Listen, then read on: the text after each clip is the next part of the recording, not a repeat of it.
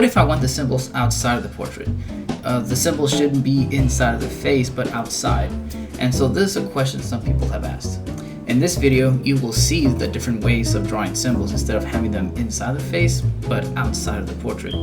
And also how to apply black and white instead of various types of colors. So whichever portrait you decide to create, just remember that you can apply any coloring technique you want. And so make sure you watch the first part of the video where you would see the various blending techniques and using various colors. So with that being said, let's get started.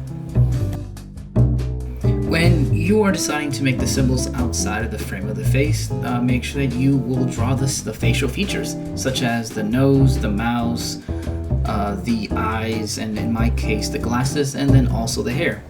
And whichever technique you did to draw your portrait, whether it is observational drawing or the grid method, is perfectly fine. The only thing you need to be careful is to make sure that your sketch is first drawn in a very, very light manner.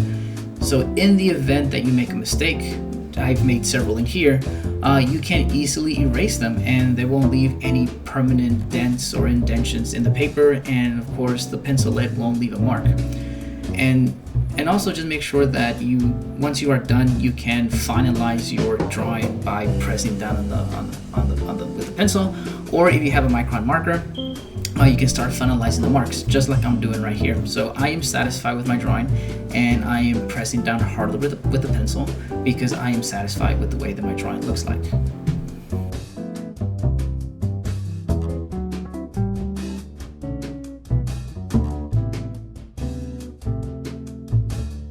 Once I'm done with my sketch, I'm going to apply white color pencil throughout the entire drawing.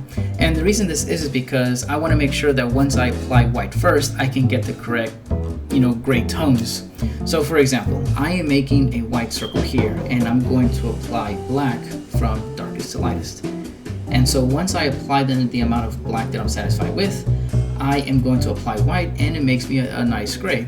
But if I go with black first and then just white, it looks great, but it's not the correct tone of gray that I wanted to. And so in your drawing, make sure that I already applied all the white necessary in my drawing, and so you can start going ahead and start applying black in your drawing, and then afterwards apply white to create the gray tones.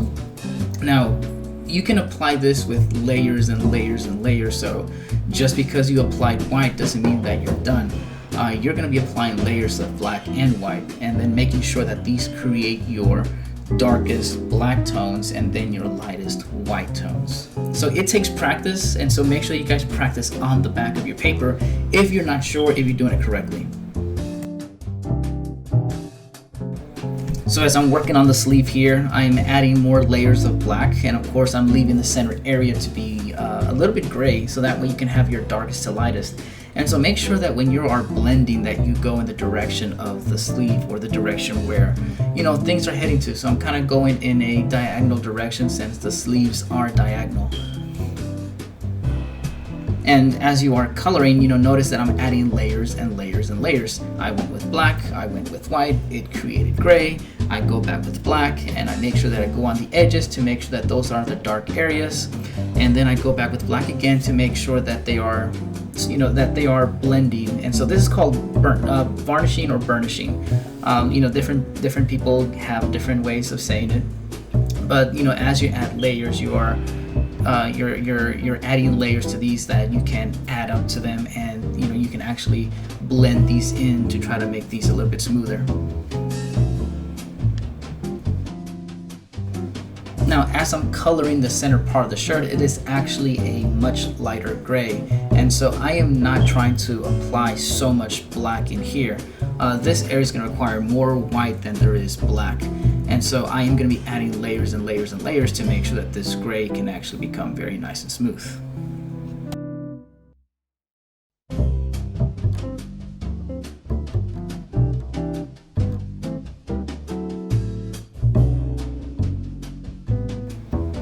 Skin tone is very, very hard, and you don't want to start so dark first, okay? So make sure that you at least apply a light layer of black so you can have like a very, very light gray.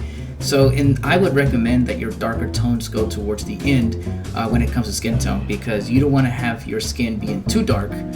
There is more highlights on your skin than anything, okay? So make sure that you go through these little by little and be patient. When it comes to your skin, be very, very, very patient.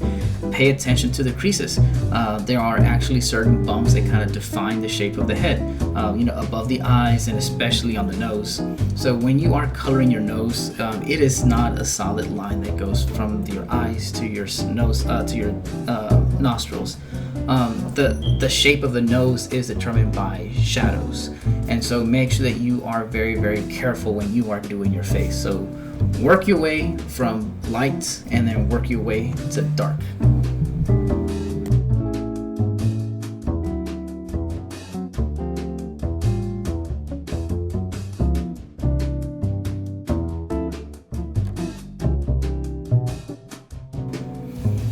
As I'm working through the glasses, notice how I leave certain areas white and then I apply black. And then within the glasses is the shape of my eyes.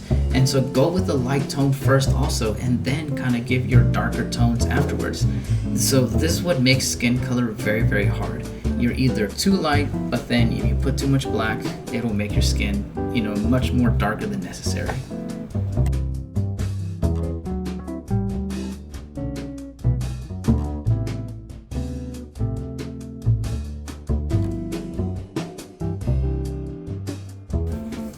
And then here comes the nose. So notice how I applied a darker shadow by the side of the nostrils, but then I'm building up some grays when I'm making my nose. You don't want to make your nose like a black solid line, so build up those shadows as you work on, and then kind of do your shading, that's underneath the glasses. Well, in my case, if you have glasses, make sure you do that last. And then don't forget the shape of the chin. And so just kind of work your way down little by little. Make sure that you start with a light gray, and then make the shapes of the face that are caused by the shadows. There's a shadow underneath your lip as well. And then start working the rest of the skin tone.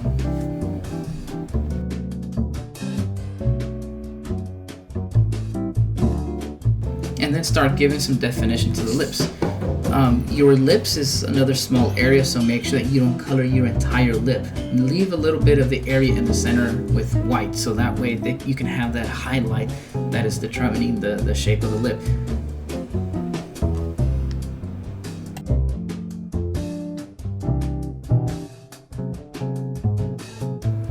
And when it comes to the hair, you are also going to go with the direction of the hair strands. And so the top part of my hair goes in upwards position, and then the side of the hair goes in a downwards position. And so you are also going to build these up with layers with black and white, and make sure that you always follow the same direction of the hair. So you're not going to color the entire thing just solid gray. You are going to build up with layers and try to do as many individual hair strands as possible with using both black and white, because you want to keep the direction of the hair. You want to show the hair direction as it goes. And here I'm just going to add the last couple of touches on my portrait to finalize it and give it the last couple of values, and just going back with some darker tones on the neck. And finally, just making sure that I have everything just blended it nicely. And don't forget your eyebrows. So people do have eyebrows, and if you don't have any eyebrows, you look weird.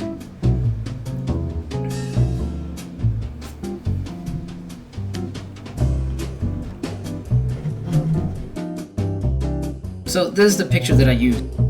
Notice how there's a lot of tonal values in this picture, and this is the end result. Now, in the background, I added the buildings, the eagle, the film strip, the metal, and I actually colored the background also. And I wanted to cover mostly the portrait part, but if you want to know how to color the rest of the objects with color pencil, whether it's black and white or whether it's with color, you can follow the same techniques in the first video that I did, which is symbolic drawing with the symbols inside the face and using colored pencils. Now, I hope this was a little bit more helpful to see how a drawing looks like with the symbols outside of the face. I wish you guys luck with completing these projects, and please be patient when it comes to coloring, but Just make note that if you were to pick the drawing with the symbols inside the face or the ones with outside the face, you can pick whichever coloring technique you want. If you want to color this portrait with color or black and white, that is completely up to you. These are just options and choices that we are giving you guys to do to complete these representative and symbolic self-portraits.